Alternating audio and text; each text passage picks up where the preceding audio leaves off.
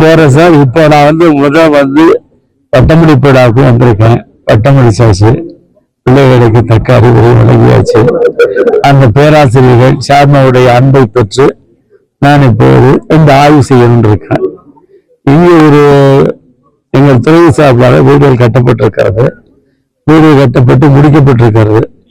அதில் சிலர் பெறுவதற்கு தகுதி வடிவில் வந்திருக்கிறார்கள். இன்னும் மீதமுள்ள வீடுகளை குடியேற்றுவதற்கு நாளைக்கு மாவட்ட ஆட்சித்தலைவருடன் இருந்து சில திட்டங்களை பேசிவிட்டு செயலாம் என்று இருக்கிறேன். எந்த கைவினை சொல்றீங்க சார்? லஞ்சம் கொடுப்பதும் குற்றம், லஞ்சம் வாங்குவதும் குற்றம் என்பது நடந்து கொண்டிருக்கிறது. தவறான வழியை பயன்படுத்துவதன் மீது நடவடிக்கை எடுக்கத்தான் வேண்டும் அரசாங்கம். அதுதான் எடுத்துக் கொண்டிருக்கிறோம். இல்ல, அவங்களுக்காக நான் சந்திக்க போயிருக்கோம். இன்னைக்கு அவங்க சந்திச்சு அவங்களுக்காக தான் வீடு கொடுத்துருக்கோம். வேற பல வீடுகள் 300 வீடுகள் பக்கத்துல 2 இடங்களில் இருக்கிறது. ஒன்று நடுக்கட்டியில் இருக்கிறது, சேரம்பூரில் இருக்கிறது. அந்த பகுதி மக்களை சந்தித்து அவர்களை குடியமர்த்த வேண்டும். சேரம்பூட்டில் 1 லட்சம் ரூபாய் கொடுத்தாலே நாங்கள் பத்திரக்கரையை பண்ணிவிடுவோம் தம்பிகளுக்கு. இங்கே மட்டும் 3 லட்சம் ரூபாய் கொடுத்தால் வீடு கொடுத்து விடுவோம். இதுல நாங்க என்ன மக்களை குடியமர்த்துவதற்கு வேண்டிய நடவடிக்கை எடுப்போம்.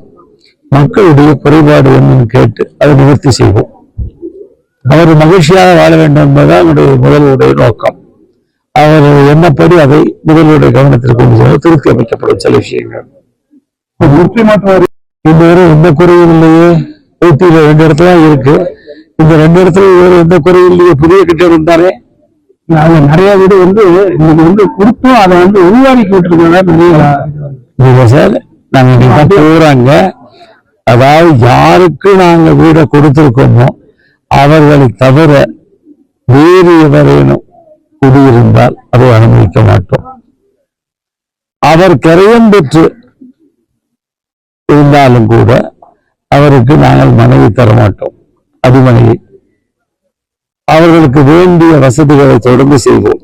ரிப்பேரிங், ஒரு குறிப்பிட்ட காலம் போன பின்வாடி டெமாலிஷ் பண்ணிட்டு புதுசா கட்டி கொடுக்கறது, இதெல்லாம் பண்ணுவோம்.